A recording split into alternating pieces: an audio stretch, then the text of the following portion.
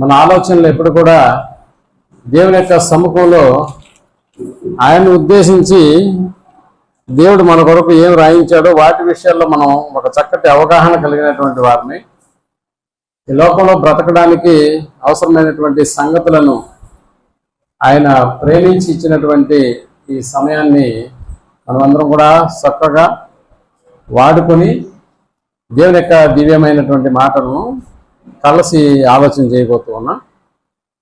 మనకు తెలుసు దాదాపుగా 125 నెలలు, ఈరోజు 126 అంటే మరొక నెలలోకి దేవుడు మనల్ని రప్పించాడు. దేవుని యొక్క ఆయుష్కాలం మనకు అనుగ్రహిస్తున్నాడంటే దేవుని యొక్క మాటలతో మనం తృప్తి పొందడానికి, ఆలోచించడానికి, విని గ్రహించి మన జీవితాలు అలా ఉన్నవో లేవో పరిశీలన చేసుకోవడానికి ఒక గ్రంథాన్ని మనకి ఇచ్చి అలా బ్రతికినట్టు వారికి తానున్నటువంటి లోకాన్ని ఇవ్వడానికి తండ్రి అయినటువంటి దేవుడు ఎంతగానో మన కొరకు కష్టపడుతూ ఉన్నాడు. సో మనకు తెలుసు సప్త సంఘాలలో ఈరోజు మనం ఆలోచించబోతున్నటువంటి అంశం ఏదైతే ఉందో అది పెర్గమ సంఘాన్ని గురించినటువంటి వివరణ. దాదాపుగా 7 సంఘాల గురించి కూడా ఒక్క శనివారమే నేను చెప్పేయచ్చు. కానీ 7 సంఘాల గురించి ఒక్క గంటలోనే వీటన్నిటిని చెప్పేస్తే మనకి చక్కటి అవగాహన అనేటటువంటిది ఏర్పడదు. ఒక్కొక్క వచనాన్నే 1 గంట సేపు మాట్లాడుకునేటటువంటి సంగతులు బైబిల్ గ్రంథంలో మనకు కనిపిస్తాయి. ఒక వచనాన్ని 1 గంట మాట్లాడుకోవచ్చు అంటే మాట్లాడుకోవచ్చు, అన్ని సంగతులు ఇందులో ఉంటాయి. అయితే ఈరోజు మనం పెర్గమ సంఘాన్ని గురించినటువంటి వివరణ మనం ఆలోచన చేయబోతున్నాం. ఈ పెర్గమ సంఘాన్ని గురించి దీని యొక్క సంగతులు మనకి ఎక్కడ కనిపిస్తాయి అంటే సప్త సంఘాలకు రాయమని చెప్పినటువంటి ప్రకటన గ్రంథంలో మనకి ఈ సంగతులు మనకు కనిపిస్తాయి. ప్రకటన గ్రంథంలోకి వెళ్ళి ఒకసారి 2వ అధ్యాయము 12వ వచనం నుంచి మనం ఆలోచించగలిగితే 2వ అధ్యాయం ఇలాగూ రాయము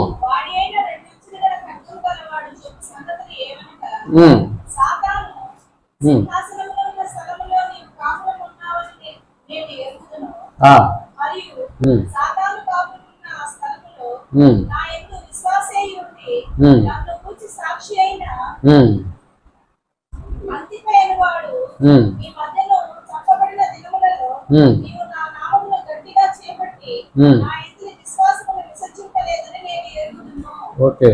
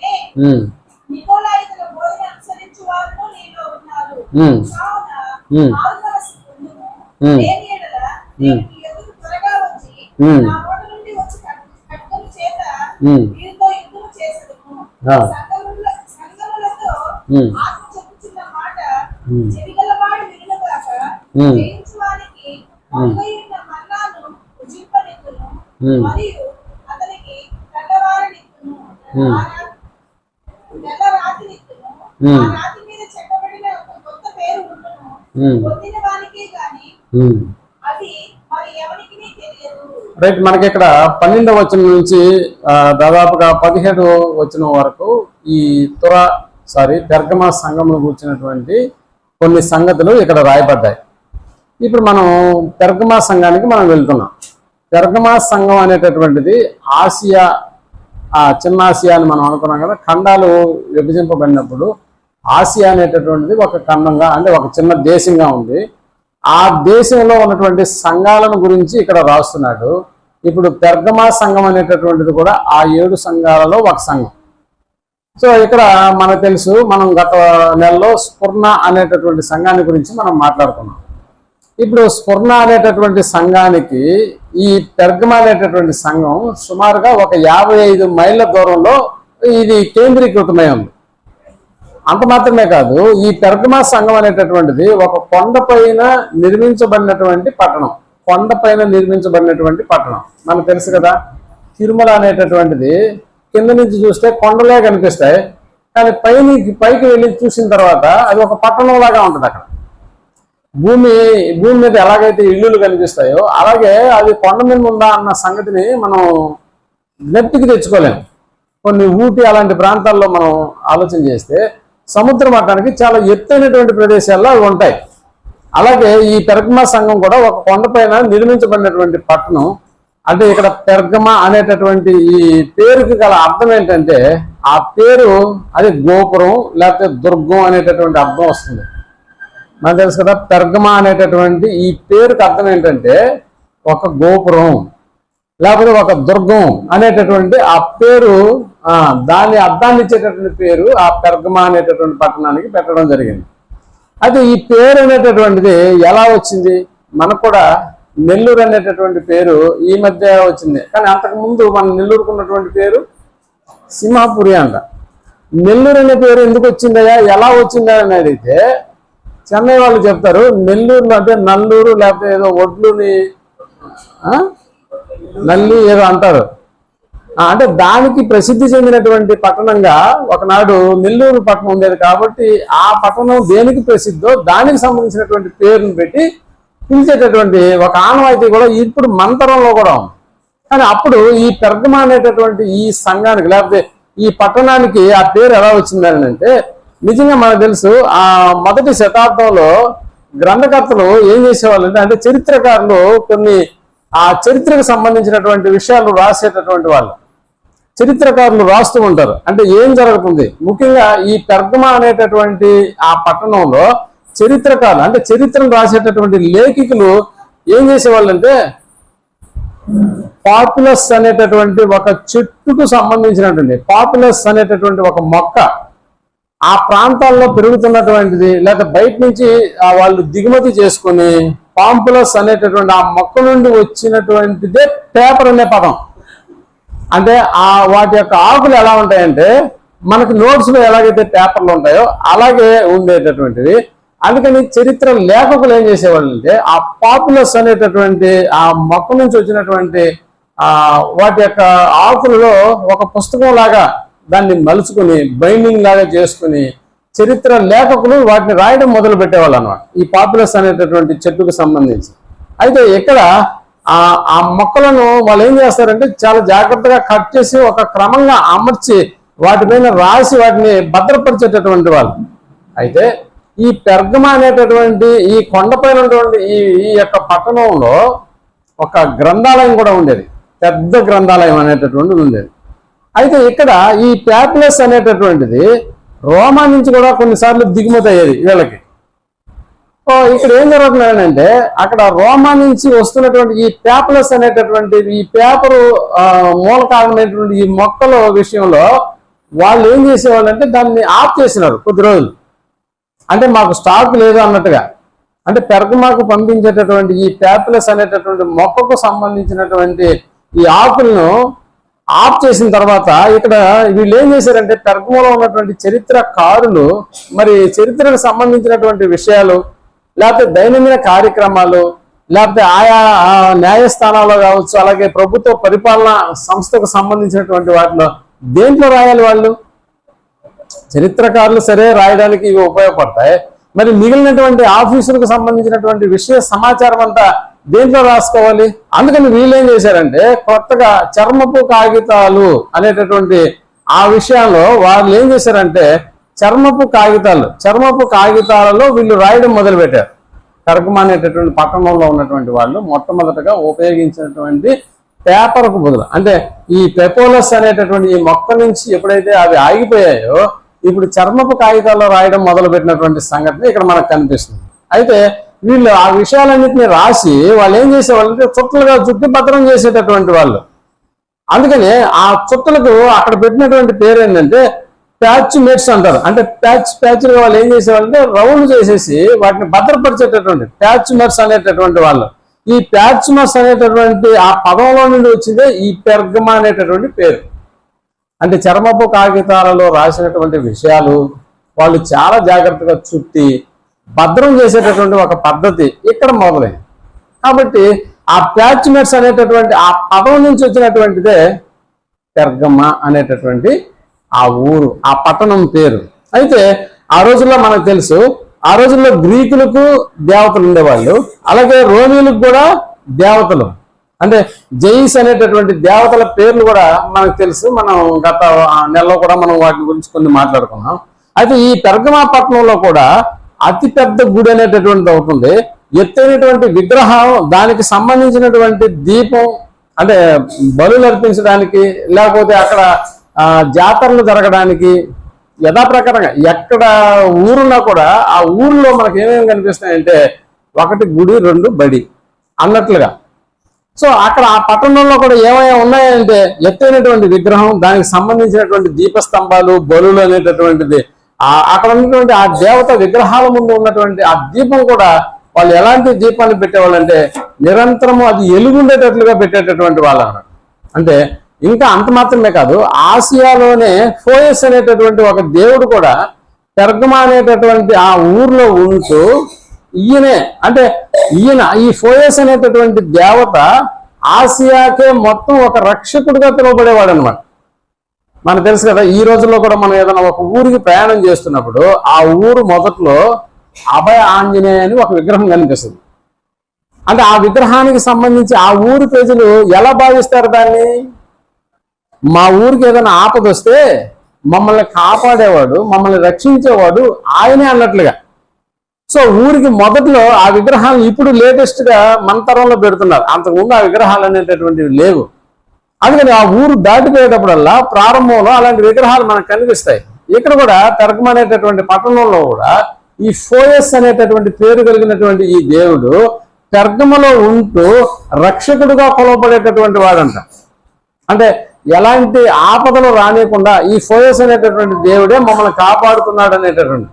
అందుకని ఆ పట్టణానికి ఆయన మాత్రమే కాకుండా దేశానికి కూడా ఆయనే రక్షకుడుగా అక్కడ పరిగణించబడేటటువంటి వాడు.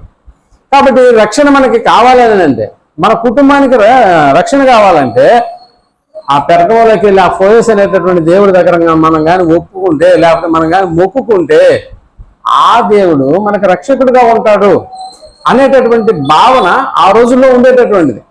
ఆ ఫోయస్ అనేటటువంటి దేవుడు కూడా అక్కడ ఒక పెద్ద విగ్రహం కలిగినటువంటి వాడుగా, తన దగ్గరకు ప్రజలను ఆకర్షించేటటువంటి ఒక దేవతా స్వరూపంగా ఆ పెర్గమాలో పిలువబడేటటువంటి ఒక దేవుడుగా ఉన్నాడు.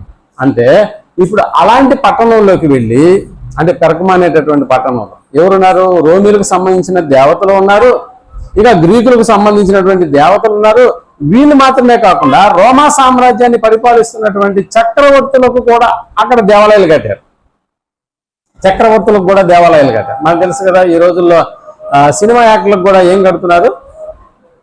దేవాలయాలు కట్టారా? తమిళనాడులో ఇంకా దేవాలయం ఉందా? ఎవరికి సంబంధించిన దేవాలయం అది? ఖుష్బుకు సంబంధించినటువంటి. అంటే ఒక హీరోయిన్కి ఇప్పటికి కూడా ఆ పట్టణంలో ఒక దేవాలయం ఉంది. ఇక ఒక సినిమా హీరోయిన్కే ఒక దేవాలయం కట్టినప్పుడు ఇక చక్రవర్తికి దేవాలయాలు కట్టకుండా ఉంటారా? సో అలాగను, అంటే అలాంటి దేవాలయాలు కూడా ఇప్పుడు పెర్గమ అనేటటువంటి ఆ పట్టణంలో ఉన్నాయి అన్న సంగతి మనం జ్ఞాపకం చేసుకోవాలి. ఇప్పుడు ఫోయస్ అనేటటువంటి ఆ దేవుని యొక్క విగ్రహం ముందు చుట్టుపక్కల ఉన్నటువంటి ఆ పట్టణాల్లో ఉన్నటువంటి ప్రజలందరూ కూడా మాకు ఈయనే రక్షకుడు అని చెప్పి ఆయన దగ్గరకు వచ్చే వాళ్ళు ఏం చేసేవాళ్ళు అంటే బలులు, ఇకపోతే వారి యొక్క మొక్కుబడులు ఇవన్నీ తీర్చుకోవడానికి వాళ్ళు ఏం చేసేవాళ్ళు అని అంటే అక్కడికి వచ్చి ఆ దేవునికి కొనుగోలు తీరేటటువంటి పరిస్థితి. ఇలాంటి రక్షకుడు ఒక ఆయన ఆల్రెడీ పట్టణంలో, పెర్గమా పట్టణంలో ఉన్నాడని ప్రపంచం, అంటే ఆ ఆసియా ఖండం మొత్తం బాగా ప్రాచుర్యంలోకి వచ్చింది. అలా వచ్చిన తర్వాత ఆ ఊర్లో, అంటే ఆ పట్టణంలో, పెర్గమా అనేటటువంటి ఆ పట్టణంలో కొంతమంది వెళ్ళి యేసే రక్షకుడు అన్నాడు అనుకోండి, పరిస్థితి ఎలా ఉంటుందో చెప్పండి.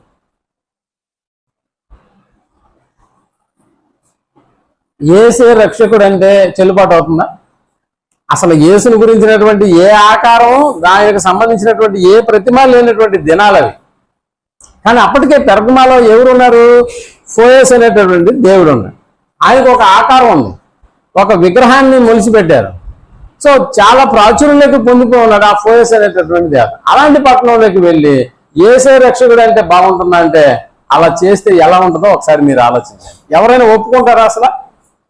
ఆ ఫోయేసు రక్షకుడు కాదు, ఏసే రక్షకుడు అనేటటువంటి పదం అక్కడ కానీ మనం అన్నాం అనుకోండి, ఇక మనకు రాళ్ల దెబ్బలు తప్పవు అనమాట. అంటే ప్రపంచంలో అనేక మంది ఆ దేవుడు స్వస్థతలు జరిగిస్తారు అని నమ్మడం మాత్రమే కాకుండా చాలా మంది ఆయన్ను పూజించడానికి వచ్చేవాళ్ళు, అక్కడికి చాలా మంది ఆయనకు బలులు అర్పించడానికి వచ్చేవాళ్ళు, చాలా మంది అతనికి పొంగళ్ళు పెట్టేదానికి లేకపోతే తిరణాలు పెట్టేదానికి వచ్చేసారు. అందుకని పెర్గమా పట్టణంలో ఇంకా చక్రవర్తులకు సంబంధించినటువంటి గుడులు కూడా నిర్మించారు. అంటే ఒక రకంగా చెప్పాలంటే పెర్గమా సంఘస్థులు భక్తి కలిగినటువంటి వారుగా మనకు కనిపిస్తున్నారు. అందుకని అక్కడ ఉన్నటువంటి దేవతలు, అక్కడ ఉన్నటువంటి దేవాలయాలు, చక్రవర్తులకు సంబంధించినటువంటి గుడులు, ఆ చక్రవర్తులను కూడా పెర్గమాలో ఉన్నటువంటి పర్సనర్స్లు ఏం చేశారంటే దేవునితో సమానంగా వాళ్ళు పూజించేటటువంటి వాళ్ళు. దేవునికి ఏమైతే జరుగుతాయో అన్న ప్రసాదాలు, లేకపోతే ప్రతి సంవత్సరం జరిగేటటువంటి జాతరలు, ఇవన్నీ కూడా మనం ఆలోచన చేస్తే ఆ పట్టణంలో దేవుళ్ళతో పాటు మనుషులుగా పిలువబడుతున్నటువంటి చక్రవర్తులకు కూడా గుడులు నిర్మించడం మాత్రమే కాకుండా వాళ్లకు కూడా ఏం జరిగేటువంటి ఇలాంటి తిరణాలు అనేటటువంటివి జరిగేది. అంత మాత్రమే కాదు, పట్టణం పైన నిర్మించబడినటువంటి ఈ పెర్గమ అనేటటువంటి పట్టణంలో 10,000 మంది కూర్చొని ఆటలను తిలకించేటటువంటి ఒక పెద్ద స్టేడియం కూడా ఉంది. 10,000 మంది ఒకేసారి కూర్చొని అక్కడ జరుగుతున్నటువంటి ఆటలను తిలకించడానికి కూడా ఒక పెద్ద స్టేడియం. ఇప్పుడు మీరు ఆలోచన చేయండి, ఇన్ని ఫెసిలిటీస్ ఉన్నటువంటి ఈ పెర్గమానికి జనుల యొక్క రాకపోకలు ఏమైనా తక్కువ ఉంటాయా? చాలానే ఎక్కువ మంది వస్తారు. ఒకడు గ్రంథాలయానికి వస్తే, ఒకడు ఆటలు ఆడడానికి వస్తే, ఒకడు ఆటలు చూడడానికి వస్తే, ఒకడు భక్తిపరుడుగా వివిధ రకాలైనటువంటి దేవతల ప్రతిమలు ఆ పట్టణంలో ఉన్నప్పుడు అలాంటి వాటిని దర్శించడానికి ఆ రోజుల్లో ఆసియాలో ఉన్నటువంటి పెర్గమ అనేటటువంటి ఈ పట్టణానికి అనేక మంది రాకపోకలు జరిగిస్తున్నారు. సో ఇది పెర్గమ సంఘాన్ని గురించినటువంటి బ్యాక్గ్రౌండ్. ఇప్పుడు ఇలాంటి సంఘాన్ని గురించి దేవుడు ఆ సంఘపు దూతకు ఇలాగ రాయి అంటున్నాడు కదా. అంటే అప్పటికి పెర్గమాలో ఒక సంఘం ఏర్పడింది. ఆ సంఘానికి సంబంధించినటువంటి ఎన్నో విషయాలు అక్కడ యేసు ప్రభువు వారు ప్రతి సంఘముల మధ్య సంచరించువాడు చెప్పు సంగతులు ఏమనగా అన్న పదం వాడుతున్నాడు. అంటే సంఘముల మధ్య సంచరించువాడు చెప్పు సంగతులు ఏమనగా ఆ సంఘపు దూతకు ఇలా రాయి అని చెబుతూ ప్రారంభంలో ఏ వచనం వాడాడు ఒకసారి మళ్ళా 12వ వచనాన్ని, 2వ అధ్యాయం 12వ వచనాన్ని మనం ఆలోచించగలిగితే, అదిగో పెర్గములో ఉన్న సంఘపు దూతకు ఇలాగు రాయును, వాడి అయిన రెండంచులు గల ఖడ్గము గలవాడు చెప్పు సంగతులు ఏమనగా అన్నాడు. అంటే ఇక్కడ వాడి అయిన 2 అంచులు గల ఖడ్గము గలవాడు చెప్పే సంగతులు అన్న పదాన్ని ఇక్కడ ప్రస్తాపన చేస్తున్నాడు. మరి ముఖ్యంగా పెర్గమ సంఘానికి ఆ దూతకు లేఖ రాస్తూ ఆయన వాడుతున్నటువంటి పదజాలం 2 అంచులు గల వాడిగల ఖడ్గం అంట. 2 అంచులు గల, మనకు తెలుసు కదా. ఎఫెసీ సంఘాన్ని గురించి మనం మాట్లాడుకున్నాం, బహుశా అది 3 నెలల క్రితం మాట్లాడుకున్నాం. ఎఫెసీ సంఘానికి కూడా రాస్తూ 2వ అధ్యాయం 1వ వచనంలో అక్కడ ఒక మాట ప్రస్తావన చేస్తున్నాడు. ఆ సంఘపు దూతకి ఇలాగ రాయి అని చెబుతూ 1వ వచనం చెబుతూ అందులో 7 నక్షత్రములు కుడి చేత పట్టుకుని 7 దీపస్తంభముల మధ్య సంచరించువాడు అన్న పదం ఉందా? ఇప్పుడు ఇదే విషయాన్ని తీసుకొచ్చి మళ్ళా మనం 12వ వచనానికి అటాచ్ చేసామనుకో, ఇప్పుడు పెర్గమా సంఘంలో మొట్టమొదటిగా వాడిన పదాన్ని ఎఫెసీ సంఘానికి రాస్తూ మొట్టమొదటిగా వాడిన పదాన్ని మీరు కంపేర్ చేస్తే ఎఫెసీ పట్టణం వేరే, స్ఫుర్ణ పట్టణం వేరే, పెర్గమా పట్టణం వేరే. ఇప్పుడు పెర్గమా పట్టణానికి ఏ సంగతిని గురించి మాట్లాడుతున్నాడు? అక్కడేమో 7 నక్షత్రాల గురించి అక్కడ మాట్లాడాడు. ఎందుకు అక్కడ 7 నక్షత్రాలు తన చేత పట్టుకుని అదేనా 7 నక్షత్రములు తన కుడి చేత పట్టుకుని 7 దీపస్తంభముల మధ్య సంచరించేవాడు చెప్పు సంగతులు అన్న పదం రాశాడా? మరి అక్కడ ఎందుకు అలా రాశాడు? అంటే మనకు తెలుసు, డొమేషన్ అనేటటువంటి చక్రవర్తి తన కుమారుని చేతుల్లో 7 నక్షత్రాలు పెట్టాడు అక్కడ. అంటే 7 నక్షత్రాలు కుమారు చేతుల్లో ఎందుకు పెట్టాడు అంటే సృష్టి అధినేత నా కుమారుడే అని చెప్పడానికి. సో దానికి ఇక్కడ దేవుడు రాయిస్తున్నటువంటి మరాడు అంటే ఆ సృష్టికర్త లేకపోతే ఆ సృష్టికి అధినేత ఆ డొమేషన్ అనేవాడు కొడుకు కాదు, దాన్ని కలుగజేసిన వాడు నేనే అని చెప్పడానికి ఏ పదాన్ని వాడుతున్నాడు? 7 నక్షత్రములు తన కుడి చేత పట్టుకొని 7 దీపస్తంభముల మధ్య సంచరించేవాడు చెప్పు సంగతులు అని మాట్లాడుతున్నాడు. సో ఇప్పుడు మనకు అర్థమవుతుంది కదా. అలాగే ఇక్కడ 2వ అధ్యాయం 12వ వచనంకి వచ్చేసేటప్పటికి వాడి అయిన 2 అంచులు గల ఖడ్గము చేత పట్టుకొని అంటే ఇప్పుడు ఏ మాట చెప్తున్నాడు? నా చేతిలో ఖడ్గం ఉంది. ఆ ఖడ్గానికి అది ఎలాంటిది అంటే 2 అంచులు కలిగినటువంటి ఖడ్గం అని తెలియజేస్తున్నాడు. అంటే మీ పట్టణంలో అధికారి ఉన్నాడు అనుకో, ఆయన చేతిలో ఒక ఖడ్గం ఉంటుంది. ఆయన చేతిలో ఉన్నటువంటి ఖడ్గం, ఆ అధికారి చేతిలో ఖడ్గానికి ఒకవైపు మాత్రమే పదును ఉంటుంది. ఆ అధికారి ఏం చేస్తాడంటే మరి ఆ అధికారి ఒకవైపున ఉన్నటువంటి ఆ పొదును కలిగినటువంటి ఖడ్గంతోనే ఆడ పరిపాలన చేస్తున్నప్పుడు ఇప్పుడు నా చేతిలో ఉన్నదేంటి? నా చేతిలో కూడా ఖడ్గం ఉంది. ఆ ఖడ్గానికి 2 అంచులు 2 వైపులా ఏముంటుంది? 2 వైపులా పొదును ఉంటుంది. ఒక్క కత్తి చేత పట్టుకుని ఒకవైపే పొదునున్నటువంటి అధికారికే మీరు భయపడితే ఇప్పుడు నా చేతిలో ఉన్నటువంటి ఖడ్గానికి 2 వైపులా పొదును ఉంది. ఇప్పుడు నాకెంత భయపడాలి అనేటటువంటి అర్థాన్ని ఇచ్చేటటువంటి మాటలు. నిజంగా ఆ రోజుల్లో మనకు తెలుసు, ఆ రోజుల్లో అధికారులు ఏంటంటే ఒక పరిపాలనా బద్ధమైనటువంటి ఒక అధికారం ఉండేటటువంటి, కొంతమందికి పరిపాలనా పద్ధతి ఉండేది. అంటే ఇప్పుడు పరిపాలనా పద్ధతి అంటే ఒకటి శిక్షణ అమలు చేసే అధికారం కొంతమందికి ఉండేది, పరిపాలన జరిగించే అధికారం కొంతమందికి ఉండేది. ఇప్పుడు ఉదాహరణకు చూడండి, చంద్రబాబు నాయుడు గారేమో ఇప్పుడు పరిపాలన సాగిస్తారు. అలాగని ఆయన శిక్షిస్తాడా మనుషుల్ని?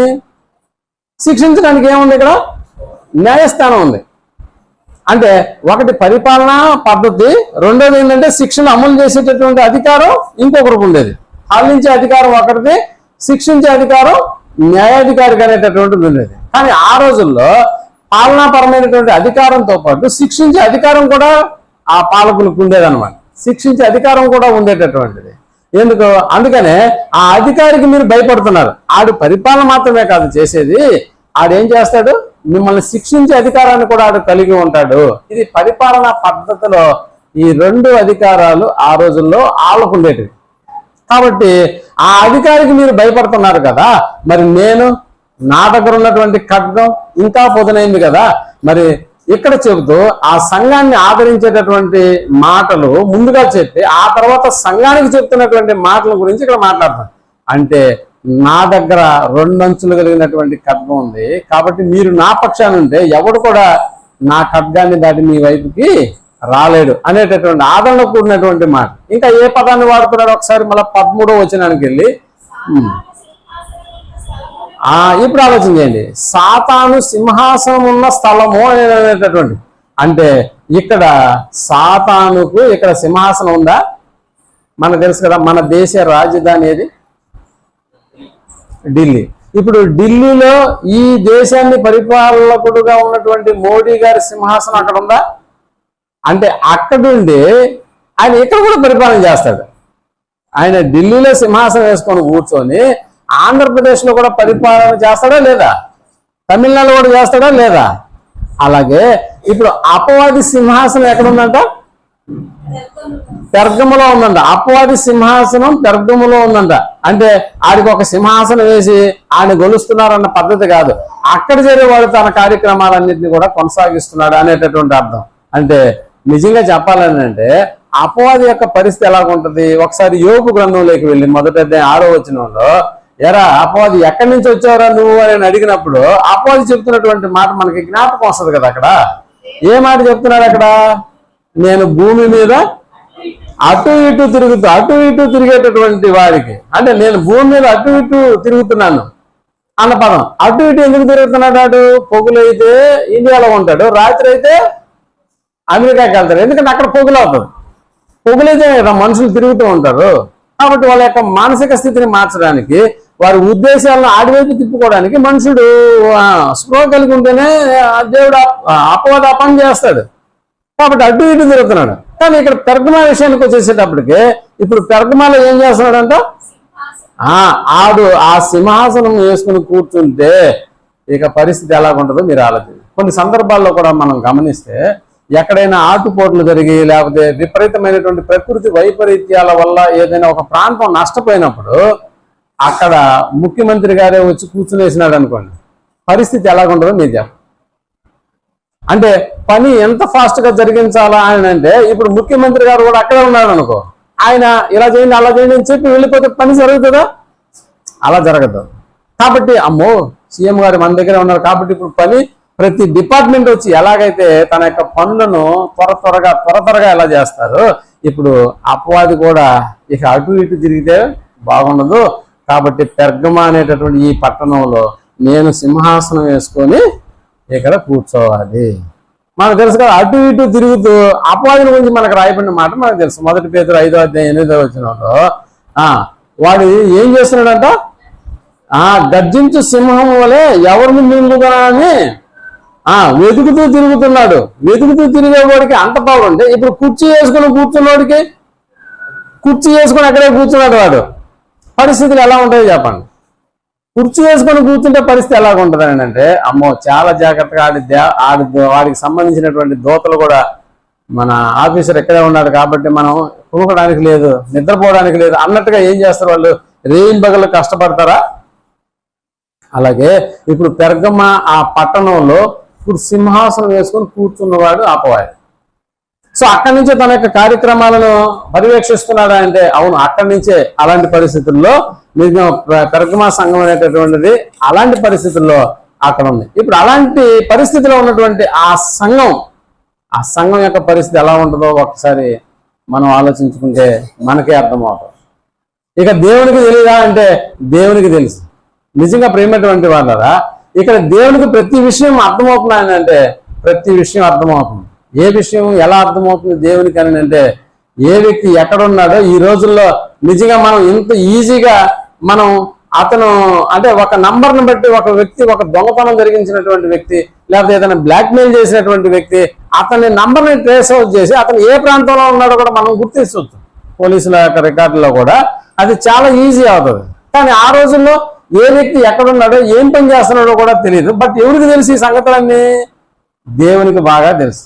అంటే అక్కడ ఉన్నటువంటి ప్రతి మనిషి యొక్క పరిస్థితిని కూడా తెలుసు. మనకు తెలుసు కదా, పౌలు గారి విషయంలో కూడా అక్కడ దమస్కు పోయేటటువంటి మార్గంలో పౌలు గారు ఆల్రెడీ యేసుప్రభుల వారు కనిపించినారు, కింద పడిపోతాడు, కళ్ళు పోతాయి. ఈ విషయాన్ని గురించి అననీయ అనేటటువంటి ఒక ఆయనకి దేవుడు తెలియజేస్తున్నప్పుడు ఆ అననీయ అనే అతనికి తెలియజేస్తూ పౌలు గారి పరిస్థితి చెప్తున్నాడు. ఇద్దరు 2 వీధులు అవతలే ఉన్నారు. మనకు తెలుసు ఈ గోడ అవతల ఏం జరుగుతుందో మనకు తెలియదు, ఈ గోడ అవతల ఏం జరుగుతుందో మనకు తెలియదు. అలాంటిది పక్క 3 వీధుల తర్వాత ఉండే వాటి గురించి మనకు తెలుస్తుందా? బట్ అన్ని సంగతులు ఎవరికి తెలుస్తాయంటే దేవునికి తెలుస్తాయి. అందుకని పౌలు యొక్క విషయాన్ని గురించి అననీయాకి చెబుతూ ఒకసారి అపోస్తుల కార్యం 9వ అధ్యాయం 10వ వచనంలోకి వెళ్ళి ఆలోచించగలిగింది. దమస్కులో అననీయ అని ఒక మనుష్యుడు ఉండెను, అదిగో ప్రభు దర్శనమందు అననీయ అని పిలిచాడు. అతడు ప్రభు ఇదిగో నేను ఉన్నాను నిన్ను, నీవు లేచి తిన్నద అదే వీధి పేరు కూడా చెప్తున్నాడా, తిన్నదనబడిన వీధికి వెళ్ళి ఎవరిల్లు అంటే అది యూదా అనే వాడి ఇంటికి వెళ్ళు, ఆ వీధిలో ఆ పేరు అడిగి చెప్తారు. అక్కడికి వెళ్ళి తార్సు వాడైన సౌలు అను ఆయన కోసం విచారణ చెయ్యి. ఎక్కడికి వెళ్ళాయండి? దేవుని చూపులో ఆ ఇంటిలోకి వెళ్ళాయి. ఆ గోడ ఉంటే గోడలను దాటుకొని కూడా సౌలు దగ్గరకు వెళ్ళిపోయినప్పుడు ఇప్పుడు సౌలు పరిస్థితి ఎలా ఉందంటే ప్రార్థన చేస్తున్నాడు. అంటే అతను ఏం చేస్తున్నా కూడా దేవునికి తెలుసా? అతను ఏం చేస్తున్నాడో కూడా దేవునికి తెలుసు. అతడు ప్రార్థన చేస్తున్నాడు. కొన్నేళ్ళ విషయంలో కూడా అదే కదా, నీ ధర్మకార్యాలు అంటే ప్రతి మనిషి యొక్క ప్రతి విషయాన్ని కూడా దేవునికి చక్కగా తెలుస్తుంది అన్న సంగతి గురించి కూడా మనం మాట్లాడుకోవచ్చు. అంటే ఇక్కడ సీమోను గురించి చెప్తే చర్మకారిని అంటే దిగి ఉన్నాడు కాబట్టి కొన్నేళ్ళు నువ్వు వెళ్ళి అతను పిలిపించాలన్న పదాలు కూడా మనకు కనిపిస్తాయి. దీన్ని బట్టి మనకు ఏమర్థం అవుతుంది? ఇక్కడ ప్రతి వ్యక్తి విషయం కూడా తండ్రి అయినటువంటి దేవుడు ప్రతి దాన్ని కూడా వీడియోస్కోప్ లో చూస్తున్నాడు అన్న సంగతి మనకు అర్థమైపో. అలాగే ఇక్కడ కూడా సంఘముల మధ్య సంచరించేవాడు చెప్పు సంగతులు ఏమనగా అంటూ పెర్గమ సంఘంలో కూడా ఆయన సంచరిస్తూ ఉన్నాడు. ఆయన సంచరిస్తూ ఉన్నప్పుడే కదా అక్కడ ఉన్నటువంటి జరుగుతున్నటువంటి విషయాలన్నీ కూడా తెలియజేసి కాబట్టి ఈ సంగతులు రాయి అన్నాడు. అంటే ఆ సంఘంలో జరుగుతున్నటువంటి విషయాలను గురించి అక్కడ ఆయన కూలశంకంగా తెలుసుకున్నవాడే ఆ సంఘపు దూతకు ఇలా రాయని అంటున్నాడు. అలా రాయమని చెబుతూ ఏం చెప్తున్నాడు తర్వాత? ఓకే, సాతాను సింహాసనం వేసుకొని కూర్చో ఉన్నాడు. ఆ కాపురమున్న ఆ స్థలములో ఇప్పుడు చెప్తాడు, ఒక వ్యక్తిని ఇక్కడ పరిచయం చేస్తున్నాడు. నా యందు విశ్వాసి అయి ఉండి నన్ను గూర్చి సాక్షి అయిన అంతియప అనువాడు. అంతియప అనే పేరు ఇక బైబిల్ ఇంకెక్కడ మనకు కనపడదు. మొట్టమొదటిగా ఆ ప్రాంతంలో హతసాక్షి అయినటువంటి వ్యక్తి ఈ వ్యక్తి. అంటే యేసు ప్రభువు వారిని సొంత రక్షకుడిగా అంగీకరించి ఆ విశ్వాసమైనటువంటి జీవితాన్ని జీవిస్తున్నటువంటి వ్యక్తికి ఇప్పుడు ఏం జరిగింది అని అంటే, పెర్గమా సంఘం అంతటి ముందు అతన్ని ఏం చేశారంట? చంపేశారు. ఇప్పుడు ఆలోచన చేయండి, ఒక వ్యక్తిని మన కళ్ళ ముందే, మరి మన సంఘ సభ్యుడైనటువంటి ఒక వ్యక్తిని మిగిలినటువంటి వాళ్ళు వచ్చి ఇలా మీరు దేవుణ్ణి అంగీకరించడానికి వీల్లేదు, యేసు ప్రభుల వారిని నమ్మడానికి వీల్లేదు, ఆయన్ని విశ్వసించడానికి లేదు అని అన్నప్పుడు అక్కడ పరిస్థితులు ఎలాగుంటాయో మనం ఆలోచన చేసుకుంటే, నేను నమ్ముతాను, నేను విశ్వసిస్తాను, యేసే నా రక్షకుడు అనేటటువంటి అంత్యపైనటువంటి వ్యక్తికి ఏం జరిగింది అక్కడ? అతను ఏం చేశారు అంటే, యేసుని గురించి సాక్ష్యం ఇచ్చినప్పుడు అతను ఎలా అన్నాడంటే చంపబడ్డాడన్న సంగతి మనకు అర్థమైంది. అంటే ఇప్పుడు నా యందు విశ్వాసం ఉంచినటువంటి ఆ వ్యక్తి మరణించినప్పుడు మీ వైఖరి ఎలాగుందని చెప్తాడు పెర్గమాలో ఉన్నటువంటి సంఘాన్ని గురించి. ఒక వ్యక్తి మీ మధ్యలో ఉన్నటువంటి వ్యక్తినే ఒకడు హత్య చేసేస్తే, మర్డర్ చేసేస్తే, ఇప్పుడు మీలో ఉన్నటువంటి విశ్వాసం ఏమైపోవాలి? దిగజారిపోవాలి. అమ్మో, రేపు మన పరిస్థితి కూడా అలాగనే కదా. అలా అనుకున్నప్పుడు ఆ విశ్వాసత్యంలో నుంచి తొలగిపోయేటటువంటి వాళ్ళు అధిక మంది ఉంటారు. అంతే కదా. మనలో ఎవరికి కూడా ఏదైనా వచ్చేటటువంటి పింఛను ఆపేసినా కూడా, లేకపోతే మనం తీసుకెళ్ళి ఏదైనా గన్ పెట్టి కాల్ చేసినా కూడా, అమ్మో రేపు నా బతుకు కూడా ఇలాగనే ఉంటుందని మనలో ఉన్నటువంటి విశ్వాసాన్ని ఏం చేస్తామంటే కప్పెట్టేస్తాం. వీలైతే పక్కన పెట్టేస్తాం. ఎవరు చెప్పారండి మీకు మేము క్రైస్తవులమని అన్నట్లుగా మనం ఎదురాడి వెళ్ళిపోతాం. కానీ అలా కాదంట. పెర్గమా సంఘస్థులు ఎలాగున్నారు అని చెబుతూ అంత్యపై అనువాడు మీ మధ్యన చంపబడినటువంటి దినములలో, అదిగో నీవు నా నామమును గట్టిగా చేపట్టి నా యందలి విశ్వాసమును, పెర్గమా సంఘస్థులు ఏం చేయలేదంట? విసర్జింపలేదు అన్న పదం ఉందా? అంటే ఈ రోజుల్లో కూడా క్రైస్తవులని చెప్పుకోవడానికి చాలా మంది కూడా ఇష్టపడరు. క్రైస్తవులని చెప్పుకోవడానికి చాలా మంది ఇష్టపడరు. ఇంకా చెప్పాలంటే ఒకవేళ యాంటీ కరప్షన్ బిల్లు ఒకవేళ ప్రవేశపెడితే ఎంతమంది క్రైస్తవులు నిలబడతారు ఇండియాలో? ఇండియాలో మనకు ఉన్నటువంటిది ఏంటంటే, ఇది మన దేశానికి సంబంధించిన దేవుడు కాదు, ఎక్కడో యెరూషలేం ప్రాంతంలో ఉన్నటువంటి ఆయన్ని ఇక్కడ ఉన్నటువంటి మీరెందుకు దేవుడిగా కొలుస్తారు అనేటటువంటి ఇలాంటివి ఇప్పుడు వస్తున్నాయా? వస్తున్నాయి. ఎఫ్ఎసి సంఘానికి కూడా మీకు ఒకటి కొదువుగా ఉందని అక్కడ హెచ్చరిక చేశాడా? మీకు ఒకటి కొదువుగా ఉందని చెప్పాడు. ఏంటి అక్కడ ఎఫ్ఎసి సంఘంలో కొదువుగా ఉన్నది ఏంటి? మర్చిపోయాం కదా. అంతేలే, 3 నెలలు అయిపోయింది కాబట్టి మర్చిపోయాం. ఎప్పుడైనా మీరు సంఘాల గురించి మాట్లాడుతున్నప్పుడు అంతకుముందు జరిగిన సంఘాల గురించి ఒక అవుట్లైన్ చదువుకొని వస్తే ఇది కనెక్ట్ అవుతుంది. ఆ పాయింట్ అర్థం. ఇప్పుడు ఎఫ్ఎసి సంఘంలో కొదువుగా ఉన్నది ఏంటి? నేను ఒక సినిమా పేరు కూడా చెప్పా. ఒకటి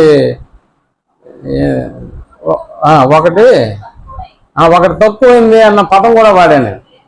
ఏంటంటే తక్కువైంది అక్కడ సార్ అనే పదం తక్కువైంది. ఎఫ్ఎసి సంఘంలో తక్కువైంది ఏంటి?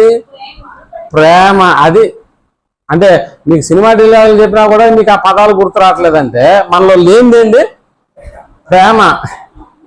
ఆ రోజు ఎఫ్ఎసి సంఘంలో కూడా లేనిదేంటి? అదే చెప్పాడు. ఒకటి కొదువుగా ఉంది అని ఎఫ్ఎసి సంఘాన్ని హెచ్చరించినాడు. మళ్ళీ స్ఫురణకు వచ్చేసేటప్పటికి వాళ్ళకున్నటువంటి ఆ మంచితనాన్ని బట్టి, ఇదిగో మీరు కలిగినటువంటి ఈ విశ్వాసాన్ని మరణం వరకు నమ్మకంగా ఉండండి హెచ్చరిక చేశాడా లేదా? స్ఫురణ సంఘానికి సంబంధించి హెచ్చరిక చేసింది అది. ఎఫ్ఎసి సంఘాన్ని గురించి హెచ్చరిక చేసింది ప్రేమ. సో ఇప్పుడు ఇక్కడికి వచ్చేసేటప్పటికి అంటే ఇక్కడ మనకు కనిపిస్తున్నటువంటి పెర్గమా సంఘంలో ఇక్కడ మనం చెప్తున్నాడు, మీ విశ్వాసం చాలా బాగుంది, మీ ముందు ఒకరిని చంపినా కూడా మీరు మీకు కలిగి ఉన్నటువంటి విశ్వాసాన్ని మీరు ఏం చేయలేదు, చాలా బాగుంది. Okay, nice. అంటే ఒక మనిషిని మెచ్చుకుంటే ఆ మనిషి కూడా మన పట్ల చాలా బాగుంటాడు. ఒక మనిషి ఇది నీది తప్పురా అని చెప్తే ఎలాగుంటుంది పరిస్థితి? అంటే నన్నే టార్గెట్ చేస్తున్నాడు అన్న ఫీలింగ్లోకి వెళ్ళిపోతాడు. సో ఇక్కడ కూడా ఏం జరుగుతున్నాడంటే ఒకవేళ బలహీనతలు తప్పులు అనేటటువంటిది ఆ మనిషి మీద మోపకుండా ఉంటే అతను హ్యాపీగా ఉంటాడు. స్ఫురణ సంఘంలో కూడా జరిగింది అదే. అక్కడ బలహీనతలు తప్పులు అక్కడ మోపలేదు, కానీ నమ్మకంగా ఉండు, ఎప్పటి వరకు? మరణం వరకు నమ్మకంగా ఉందన్న మాట అక్కడ హెచ్చరిక చేశాడు. కానీ ఇక్కడికి వచ్చేసేటప్పటికి 14వ వచనంలో ఈ పెర్గమా సంఘాన్ని గురించి మరొక మాట చెప్తున్నాడు. అక్కడ 14వ వచనంలో అయినను నేను నీ మీద కొన్ని తప్పిదములు మోపవలసి ఉన్నది, అంటే లోపాలున్నాయి అంటాడు. అంతే కదండి, లోపాలున్నాయని అంటే ఏ వ్యక్తి అయినా నాలోనేనా లోపం ఉండేది, నీలో లేదా, మీ అమ్మలో లేదా, మీ నాయనలో, ఇలాగా వెళ్ళిపోతాం, మనం ఆపోజిట్ లో వెళ్ళిపోతాం. కానీ పెర్గమా సంఘం అందుకని చెప్తున్నాడు, అలాంటి లోపాలు నాలో లేవని చెప్పగలిగేవాడు ఎవడన్నా ఉంటే నిలబడండి అన్నాడు. ఎందుకు? సంఘముల మధ్య సంచరించేవాడు చెప్పు సంగతులు అంటున్నాడు అని అంటే ప్రతి సంఘంలో జరుగుతున్నటువంటి కార్యక్రమాలన్నీ కూడా ఆ సంఘముల మధ్య సంచరించేటటువంటి మన రక్షకుడైనటువంటి యేసు ప్రభువు వారికి తెలుసు కాబట్టి నీ మీద కొన్ని తప్పిదములు మోపవలసి ఉన్నది. ఏంటా తప్పిదములు? అదిగో అవేవనగా అంటే ఆ తప్పులు అనేటటువంటివి ఒక్క పెర్గమా సంఘానికి సంబంధించినవేనా అని అనుకుంటే అది చాలా పొరపాటు. మనకు తెలుసు కదా, ఎఫెసీ సంఘానికి గురించినటువంటి ఇచ్చిన హెచ్చరిక మాట అది ప్రేమ. ఈ రోజు మన సంఘానికి కూడా అది వర్తిస్తుందా? మనలో కూడా తప్పు ఏంటంటే ప్రేమ. కాబట్టి ఆ హెచ్చరిక ఒక ఎఫ్ఎస్సి సంఘానికి మాత్రమే కాదు, నెల్లూరు కిసాన్ నగర్ లో ఉన్న స్థానిక సంఘానికి అది వర్తిస్తుంది, నెల్లూరు వెంకటేశ్వర స్థానిక సంఘానికి కూడా అది వర్తిస్తుంది. ఇంకా ప్రభు సంఘాలు ఎక్కడెక్కడ ఉన్నాయో ఆ సంఘాలన్నిటికీ అది వర్తిస్తుంది అన్న సంగతి మనం జ్ఞాపకం పెట్టుకుంటే, మరి స్ఫురణలో జరిగినటువంటి ఆ సంఘానికి ఉన్నటువంటిది ఏంటి? ఇదిగో నీలో బలహీనతలు నీలో తప్పులు నేను చెప్పట్లేదు, కానీ నీకున్నటువంటి విశ్వాసాన్ని నువ్వు మరణం వరకు ఏం చేయాలంటున్నాడు అంటే ఇక్కడ ఏం జరుగుతుంది? సంఘంలో అంటే ప్రపంచంలో ఉన్న క్రీస్తు సంఘాలన్నిటిలో కూడా జరుగుతున్నటువంటి వాటన్నిటి విషయంలో ఆ పెర్గమాలో ఉన్నది మా దగ్గర లేదు అని చెప్పలేము, ఆ స్ఫురణలో ఉన్నది మా దగ్గర లేదని మనం చెప్పగలం, ఆ ఎఫ్ఎస్సి సంఘంలో ఉన్నది ఎందుకంటే అది వాళ్ళకు మాత్రమే రాశాడు అనుకోవడం ఎంతైనా పొరపాటు అన్న సంగతి మనం జ్ఞాపకం చేసుకుంటే, ఇప్పుడు పెర్గమా సంఘంలో లోపాలు ఉన్నాయని చెప్తున్నాడు. ఇప్పుడు మన సంఘంలో కూడా లోపాలు ఉన్నట్టే లేదట. మన సంఘమే కాదు, క్రీస్తు సంఘాలు ఎక్కడ ఉంటాయో వాటన్నిటిలో కూడా ఇదే లోపాలు ఉన్నట్టుగానే మనం వీటిని స్వీకరించాలి. సో వీటిని స్వీకరించి వాటి విషయంలో మనం ఏం చేయాలన్న సంగతిని గురించి కూడా పెర్గమా సంఘం విషయంలో కూడా దేవుడు హెచ్చరిక చేస్తున్నట్టుగా ఈ మాటలు మనకు కనిపిస్తున్నాయి. ఒకసారి మళ్ళీ చూద్దాం. ఆ తప్పులు ఏ సంఘంలోనైనా ఉంటాయన్న సంగతి మనం జ్ఞాపకం చేసుకుంటే, అవి ఏమనగా అదిగో విగ్రహములకు బలిగా ఇచ్చినటువంటి వాటిని తినునట్లు, జారత్వము చేయనట్లు, ఇశ్రాయేలీలకు ఉరి వడ్డమని బాలాకుకు నేర్పిన బిలాము బోధ. ఇప్పుడు ఏ పాయింట్లు ఉన్నాయంట ఆ సంఘంలో? అక్కడ ఉన్నటువంటి లోపాలు మాట్లాడుకున్నాం మనం. ఏ లోపాలు ఉన్నాయి అక్కడ? విగ్రహములకు బలిగా అర్పించినటువంటి వాటి విషయము, రెండోది జారత్వం చేయనట్లు ఇశ్రాయేలులకు ఉరి ఒడ్డు, బాలాకుకు నేర్పిన బిలాము బోధ అనడా అంటే రెండో విషయం. మరి మూడో విషయం ఏంటి? నికోలాయితుల బోధ అనుసరించువారు నీలో కూడా ఉన్నారు అని పెర్గమా సంఘాన్ని గురించే కాదు, ఈ మూడు లక్షణాలు కూడా ఇప్పుడు ప్రతి స్థానిక సంఘంలో ఉన్నాయా లేవా? అసలు అవేందో మనకు అర్థం అవ్వాలి కదా. సో ఇక్కడ విగ్రహములకు బలిగా అర్పించినటువంటి వాటి విషయాన్ని గురించి పెర్గమాలో ఉన్నటువంటి స్థానిక సంఘస్థులు ఏం చేస్తున్నారంటే, మనకు తెలుసు అక్కడ చక్రవర్తులకి 3 దేవాలయాలు ఉన్నాయి, 3 చక్రవర్తులకి. రోమీలకు ఒక దేవాలయం ఉంది, ఇంకా చెప్పాలంటే ఎఫెసీలకు అక్కడ ఉన్నటువంటి గ్రీకులకు కూడా ఒక దేవాలయం ఉంది. ఇవన్నీ పక్కన పెట్టేస్తే రక్షకుడని పిలుచుకునేటటువంటి ఆడికి కూడా ఒక విగ్రహం ఉంది, ఆడికి కూడా ఒక దేవాలయం ఉంది. అంటే టోటల్ గా ఇక్కడ ఎన్ని ఉన్నాయని అంటే మొత్తం 6 దేవాలయాలకు ప్రసిద్ధి చెందినటువంటి పట్టణం పెర్గమా పట్టణం. ఇప్పుడు ఆలోచన చేయండి, ఇవన్నీ ప్రసిద్ధి చెందినటువంటి దేవుళ్ళు అయితే మళ్ళీ వీధికి ఒక దేవుడు ఉంటాడా?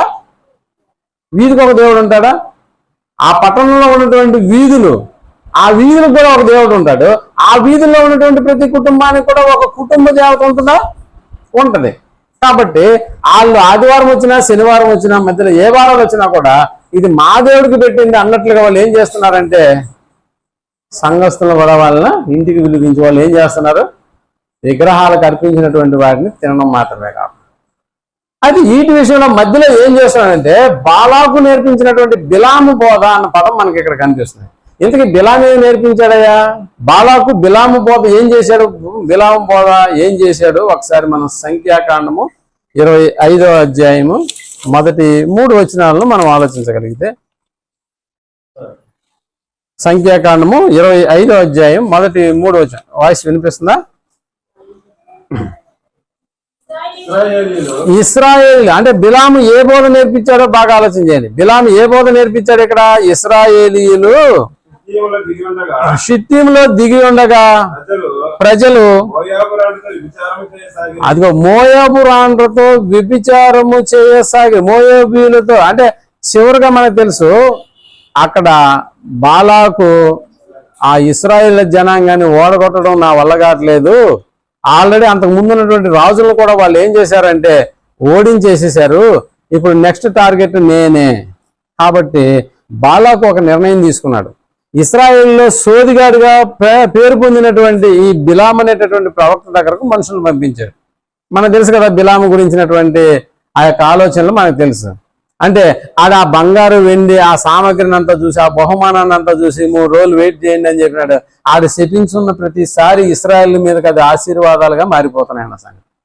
ఇలా కాదు, ఇశ్రాయేల్ ప్రజలకు ఇశ్రాయేల్ దేవుడే శత్రువు అవ్వాలి. మనం వెళ్ళి వాళ్ళ మీద పోరాడి గెలవలేము. కాబట్టి వాళ్ళ ఏళ్ళతో వాళ్ళకన్నే పొడవాలి. అందుకని నా దగ్గర ఒక మాస్టర్ ప్లాన్ ఉంది అని అన్నాడు. ఇంతకు ఏందా మాస్టర్ ప్లాను? ఇప్పుడు నేను చెప్తాను బాగా విను. మంచి అందగత్తెల్ని ఏం చేయాలా? ఇశ్రాయేల్ మధ్యకు పంపించాను. అది ప్లాన్ చూడండి ఎంత బాగా వేసాడు.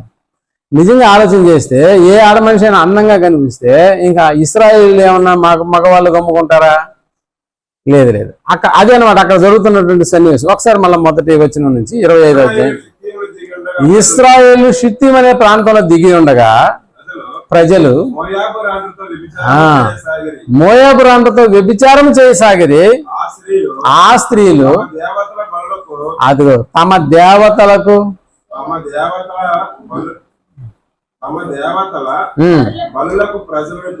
అదిగో తమ దేవతల బలులకు ఆ ప్రజలను ఏ ప్రజలను పిలిచారంటే వీళ్ళు ఇశ్రాయేల్ ప్రజలను పిలిచారు. ఆ బలులకు ఇశ్రాయేల్ ప్రజలను పిలవగా అదిగో వీరు భోజనం ఎవరు? ఇశ్రాయేలీలు. అప్పటిదాకా ఇశ్రాయేల్ ఘన చరిత్ర మనకు తెలుసు కదా. దేవుడు ఎంతగానో ఆ పక్షాన చేరి ఎన్నో యుద్ధాల్లో వాళ్ళకి విజయాన్ని సాగించినటువంటి దేవుణ్ణి వీళ్ళు ఏం చేశారంటే ఆ మోయాబురాల యొక్క వ్యామోహంలో వీళ్ళు పడిపోయారు. అంత మాత్రమే కాదు, ఆ మోయాబురాళ్ళు స్త్రీలు వాళ్ళు వీళ్ళ మధ్యలోకి వస్తూ విగ్రహాలను కూడా తెచ్చుకున్నారు. అంత మాత్రమే కాదు, ఈరోజు మా దేవుడికి ఏం చేయాలి? మేము పూజ చేయాలి. కాబట్టి బలి చేయాలి. కాబట్టి ఆ బలికి సంబంధించినటువంటి ఆ జంతువులు కూడా వీళ్ళ దగ్గర బలి ఇచ్చేసేసి ఏం చేస్తున్నారు అని అంటే ఇప్పుడు ఏం చేస్తున్నారో చూడండి. మీరు భోజనము చేసి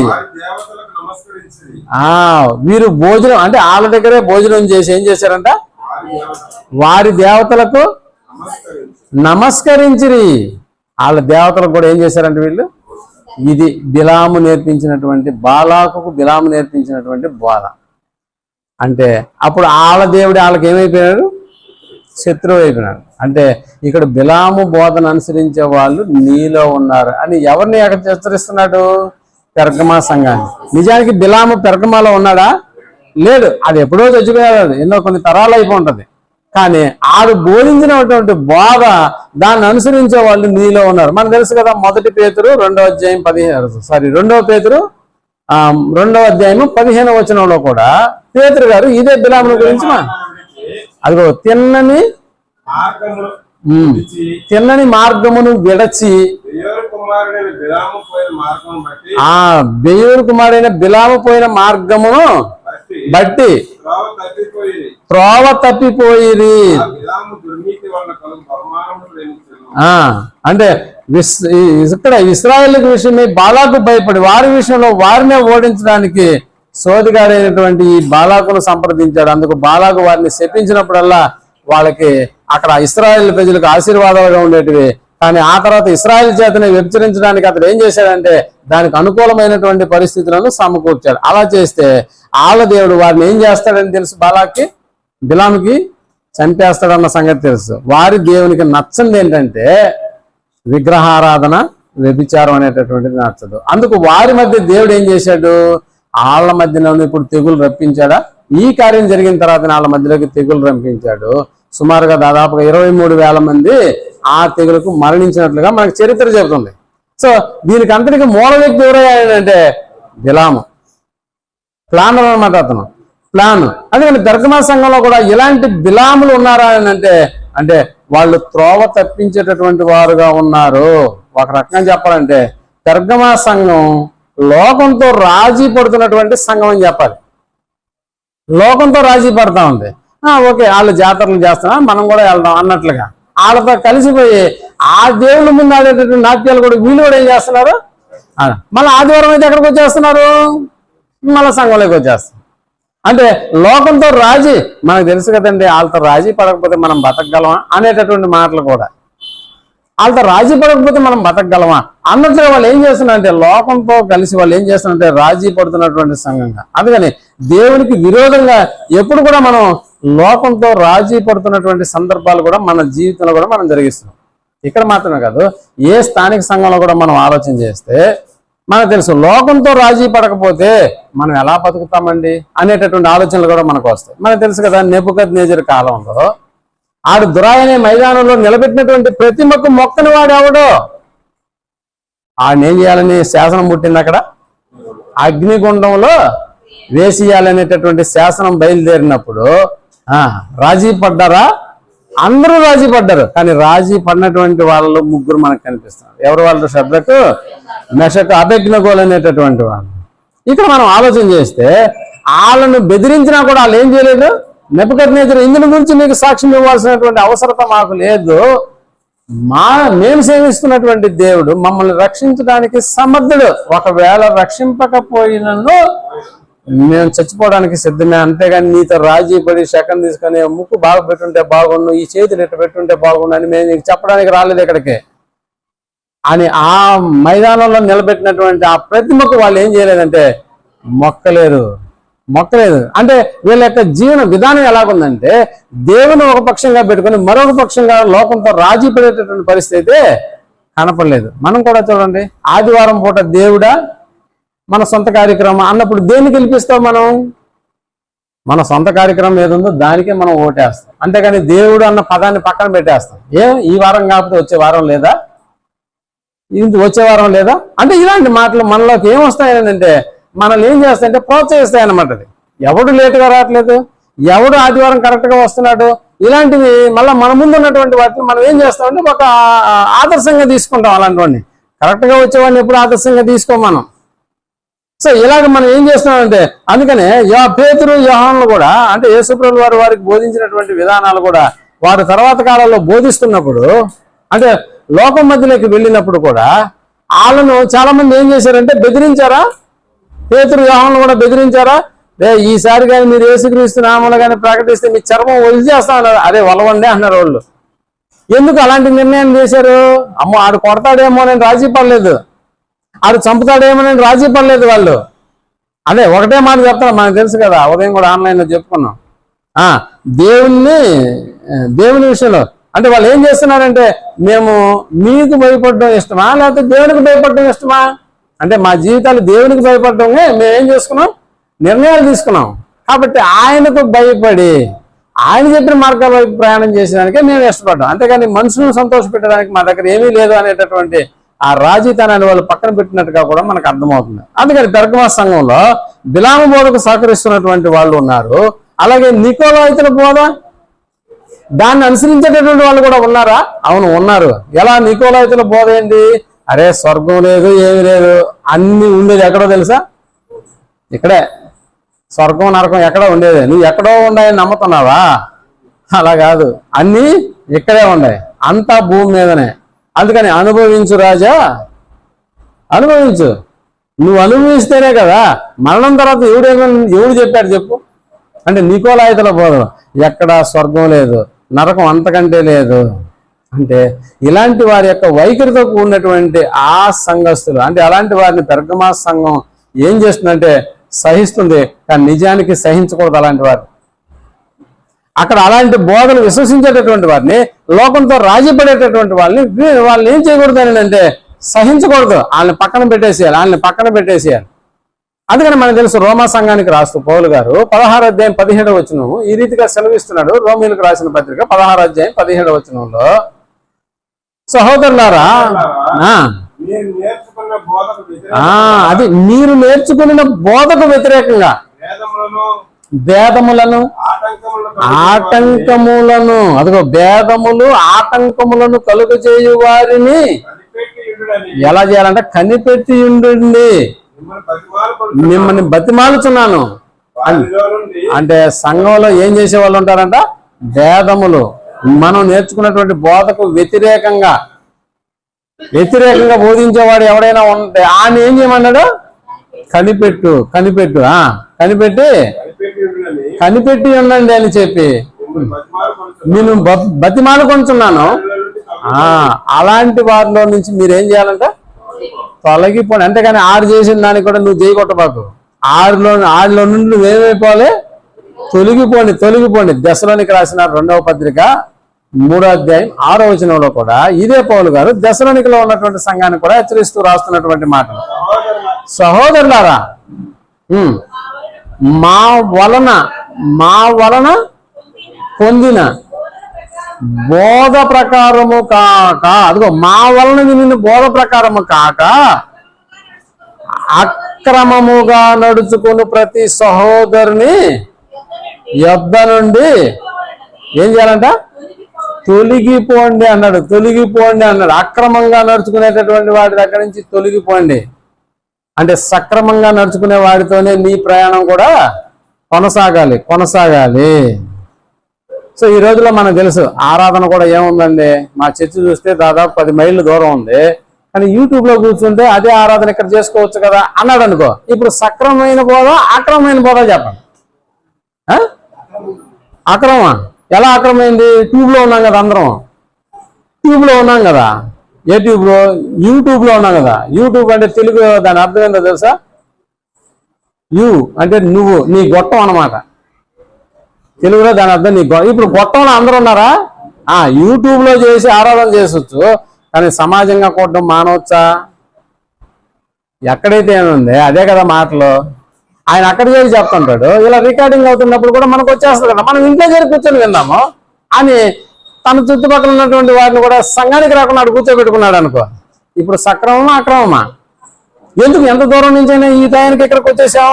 నెల ముందే దీనికి సంబంధించిన ప్రణాళిక మనకు తెలుసు. కాబట్టి సమాజంగా కూడుకున్నప్పుడు ఒకరినొకరు అక్కడ చూసుకుంటాం, ఒకరి యొక్క ఆనందంలో పాలు పంచుకుంటాం, ఒకరి యొక్క కష్ట సుఖాల్లో మనం హెచ్చరించుకుంటాం, బలపడతాం అనమాట. కానీ దేవుడు చెప్పినటువంటి ఆ మాట కూడా సో మనం అర్థం చేసుకోగలిగితే, సో మేము ఇంట్లోనే ఆరాధన చేసుకుంటాము, మాతో ఎవరికి సంబంధం లేదు అనేటటువంటి వాళ్ళ యొక్క బోధలో నుంచి మనం ఏం చేయాలంటే అక్రమంగా నడుచుకునేటటువంటి వారి నుంచి ఏం చేయమన్నాడు, అలాంటిది అంటే వారి నుంచి తొలగిపోండి అన్నాడు. మనం కూడా చూడండి, ఇప్పుడు పిల్లలు స్కూల్కి పంపిస్తుంటాం కదా, మనం కూడా ఇప్పుడు డైలీ స్కూల్కి వెళ్ళే వాడితో వాడు స్నేహం చేస్తే బాగుంటుందా? వారానికి ఒక రోజు పోతాడు, ప్రతి శనివారం మా వాడు స్కూల్కి వెళ్తాడు అన్నాను, అలాంటి వాడితో నువ్వు స్నేహం చేయిస్తావా? డైలీ వెళ్ళే వాడితోనే కదా స్నేహం చేయిస్తావు. అలాగే సంఘ కార్యక్రమాలు అనేటటువంటివి కూడా ప్రతి నిత్యము ఆ కార్యక్రమాలకు హాజరయ్యే వాడితోనే నీ సహవాసం ఉండాలి. అలా లేదని అనుకో, నువ్వు కూడా ఎలాంటి వాడు తయారైపోతావు, ఆడు మళ్ళీ నిన్ను పురికొలుతాడు. ఎవరు పోతున్నారన్న చెప్పు, అంత అవసరమా మనకు? ఇప్పుడు మనం చర్చి దగ్గరకు పోవాలంటే మనం ఆటో ఎక్కాలా, లేకపోతే మన బండి ఉంటే పెట్రోల్ పట్టించుకోవాలా? ఇవన్నీ చాలా రిస్కులు కదా. మనకు ఇప్పుడు ఉన్నటువంటి టెక్నాలజీ విషయంలో మనం ఎందుకు అంత రిస్క్ తీసుకోవడం? కాబట్టి యూట్యూబ్ ఆన్ చేయి, అక్కడ కూడా రెడీగా ఉంటాడు. టీవీలో వచ్చేవాడు కూడా నీకేదైనా సమస్యలా టీవీ మీద చేయబెట్టు అంటాడు. ఏదో టీవీ లోపల ఉన్నటువంటి మాట్లాడేవాడు, నీ టీవీ మీద చేయబెట్టు, నేను నీ కొరకు ప్రార్థన చేస్తాను అంటాడు. ఎంతమంది చేయలు పెడతారో వాడికి అర్థం కాదు. ఎంత నేను ఆ ప్లగ్లో పెట్టమని చెప్పట్లా చెయ్య అంటే. దీన్ని బట్టి మనకి ఏమర్థం అవుతుంది, ఎవడు అనుకున్నదే దాన్ని జరిగించడానికి ఇష్టపడుతున్నాడే తప్ప దేవుని యొక్క ఆజ్ఞలు పాటించడానికి ఒకడు కూడా ఇష్టపడలేదు. కాబట్టి సహోదరులారా, అక్రమంగా నడుచుకున్న వాడి విషయంలో మీరు ఎలాగుండాలని చెప్తున్నాడు.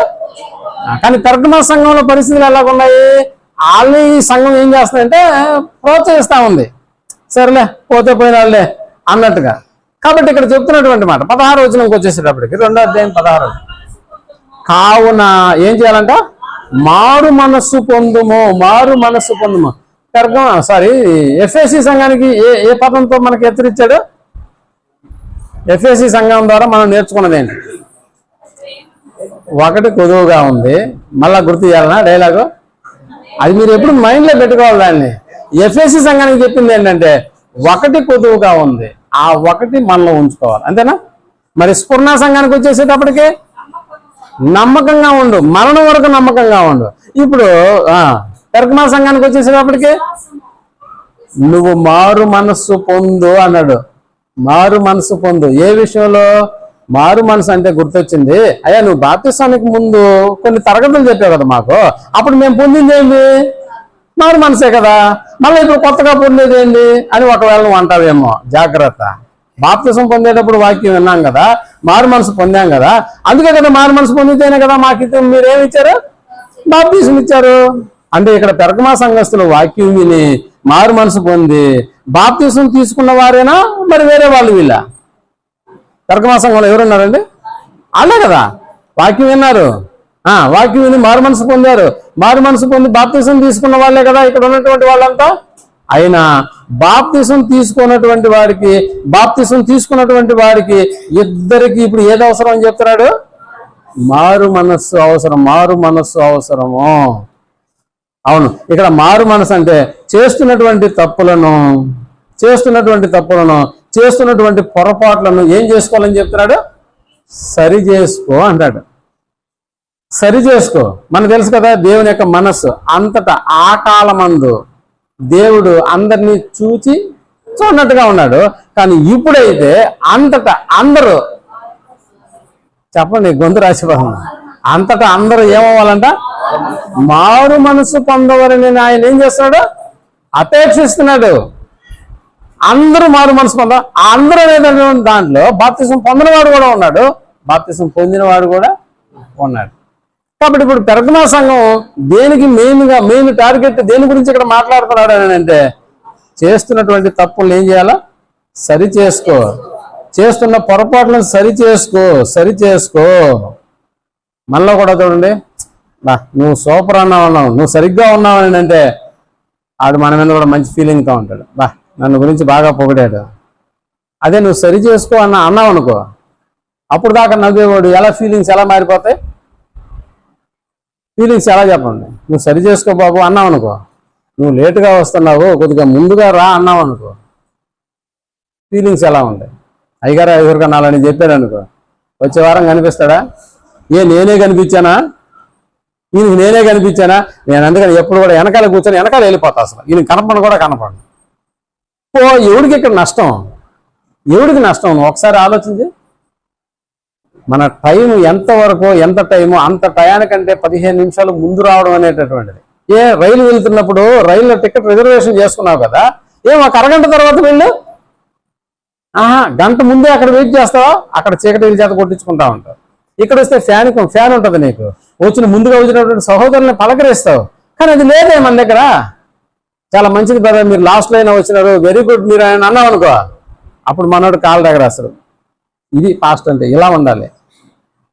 ఇదనమాట. ఇలా ఉంటేనే మేము ఈ వారం కూడా నలుగురు కూడా తీసుకొస్తాం. లేటుగా వస్తాము, త్వరగా వెళ్ళిపోతాము. అంటే నిన్ను నువ్వు సరి చేసుకొని చెప్పేటటువంటి పదం వాడికి నచ్చదా? వాడికి నచ్చదు ప్రేమటువంటి వాళ్ళ. అంటే ఇక్కడ మన భాష ఏంటి? తెలుగు భాష. నిజంగా చెప్పాలంటే తెలుగు భాషలో మనకు నచ్చినటువంటి ఒకే ఒక పదం ఏంటంటే నిన్ను నువ్వు సరి చేసుకునే పదం మనకి అసలు నచ్చదు అనమాట. నిన్ను నువ్వు సరి చేసుకునేటటువంటి పదం నచ్చదు. తెలుగు భాషలో మనకు నచ్చే పదం నువ్వు సూపర్, అంతేనా? నువ్వు మిస్టర్ పర్ఫెక్ట్ అన్నావు అనుకో, ఆడి యొక్క ఆలోచనలు ఎలాగుంటాయో చెప్పు.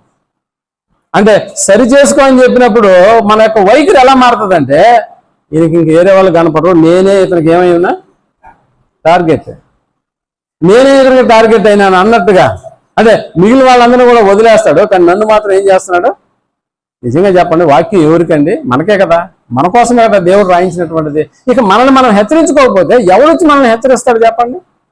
ఎవడొచ్చి హెచ్చరిస్తాడు? ఆనాడు పెర్గమా సంఘంలో ఉన్నటువంటి సంఘంలో ఇలాంటివి జరుగుతున్నటువంటి అలాంటి వాటి విషయంలో నువ్వు మారు మనసు పొందు, సంఘముల మధ్య సంచరించి వాడు చెప్పు సంగతులు ఏమనగా ఆ సంఘపు దూతకు రాయి ఎలాగా అంటున్నాడు.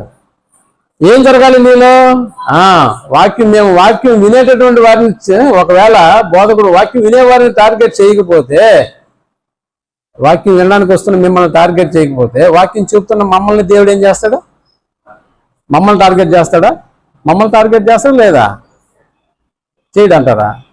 మేము మిమ్మల్ని టార్గెట్ చేయలేదనుకో, దేవుడు మమ్మల్ని టార్గెట్ చేస్తాడా లేదా చెప్పండి. ఏదైనా రెఫరెన్స్ కావాలన్నా పోనీ ఏదైనా రెఫరెన్స్ చూస్తే మేము నమ్ముతాం అంటారా? ఒకసారి హెచ్కేల్ గ్రంథంలోకి వెళ్ళండి, 18వ అధ్యాయం 16వ వచనం కూడా చూడండి. మమ్మల్ని టార్గెట్ చేస్తాడో లేదో అన్న సంగతి మీకు అర్థమవుతుంది. ఒకవేళ మేము మిమ్మల్ని టార్గెట్ చేయకపోతే ఆ టార్గెట్ కూర్చుని మేము పడిపోతాం. కాబట్టి ఏం చేయాలా? త్వరగా వచ్చేటటువంటి ప్రయత్నం నువ్వు చేయకపోతే నష్టపోతావు అన్న సంగతిని జ్ఞాపకం చేస్తున్నాడు దేవుడు ఇక్కడ. 18వ అధ్యాయం 16వ వచనం. రైట్.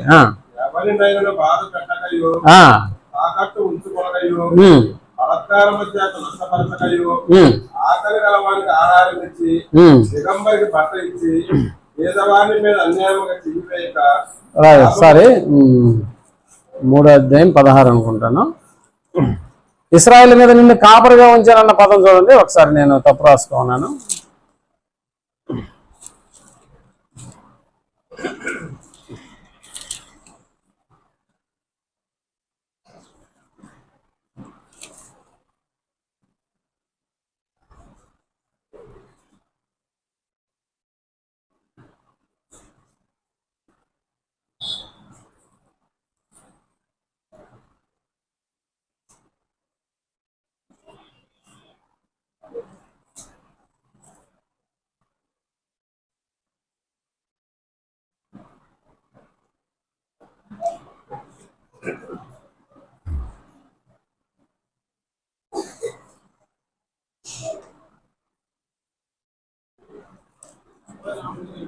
ముప్పై 34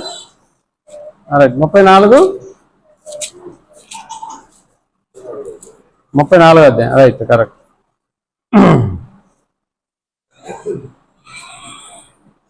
16 వచ్చిందా? రైట్, చదవండి.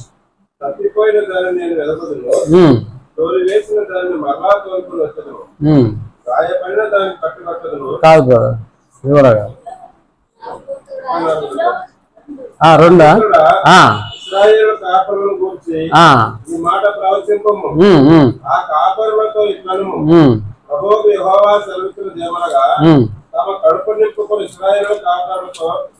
అది కాపర్లకు హెచ్చరిక చేసేటటువంటి మాటలు. బట్ ఇక్కడ కాపర్ని ఏం చేస్తున్నాడు అంటే టార్గెట్ చేస్తున్నాడు.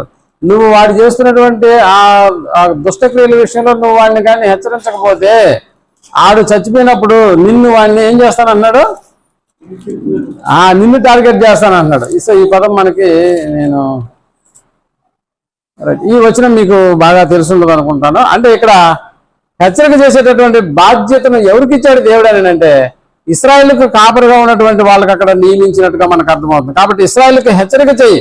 హెచ్చరిక చెయ్యకపోతే ఏమవుతుంది అని అంటే హెచ్చరిక చేయడం మానేసావు కాబట్టి ఇప్పుడు సంఘంలోకి వచ్చేటటువంటి వాడి విషయంలో కూడా నువ్వు హెచ్చరిక చేయకపోతే ఏమవుతుంది? నేను నిన్ను ఏం చేస్తాను? నిన్ను టార్గెట్ చేస్తాను అనేటటువంటి. రైట్, 33 33 20 33 7. Right, okay right. 34 7 33 33లో ఉండదు. 33 కరెక్ట్, 33.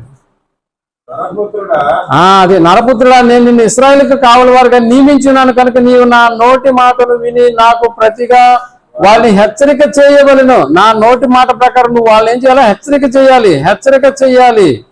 ఏ విషయంలో హెచ్చరిక చేయాలి?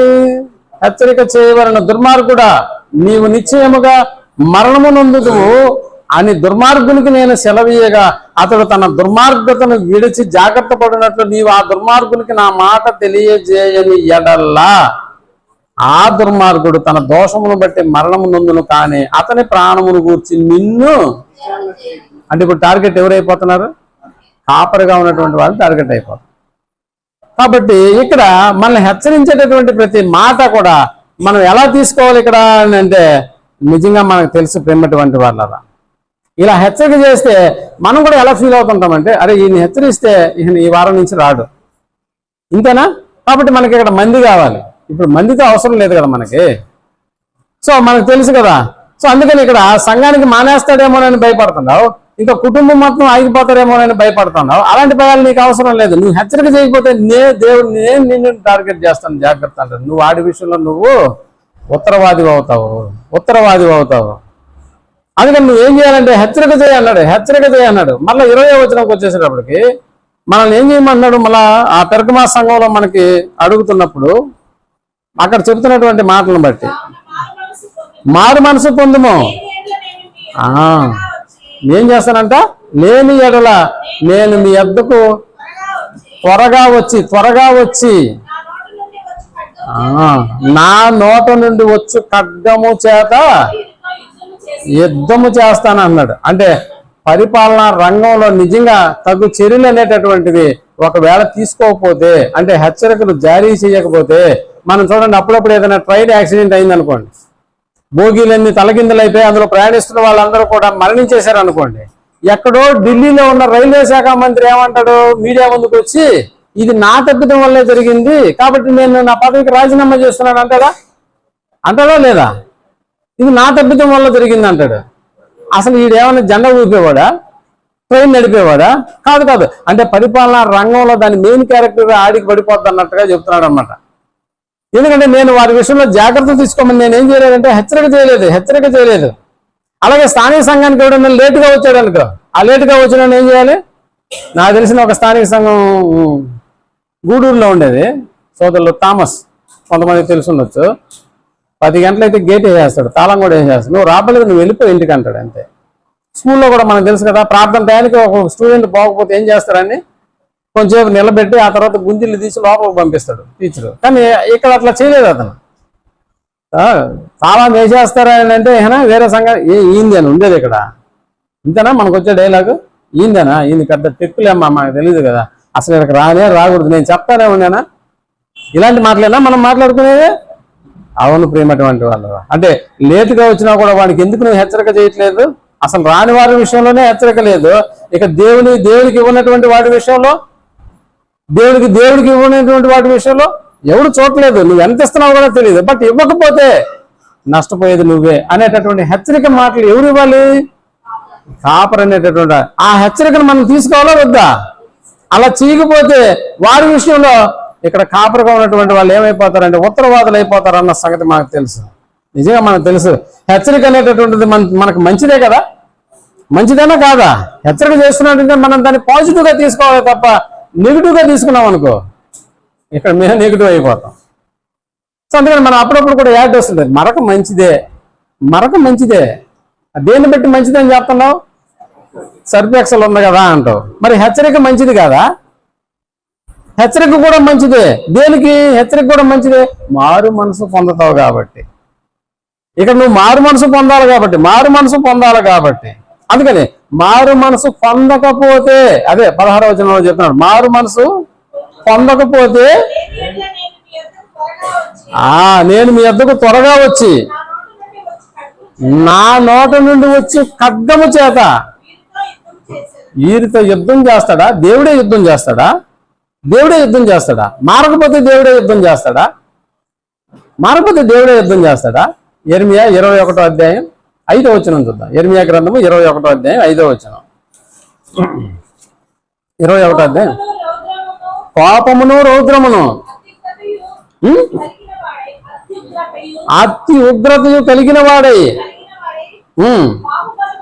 బాహుబలముతోను సాచిన చేతితో, సాచిన చేయంటే కొట్టడానికి తెస్తారు చెయ్య, సాచిన చేతితోను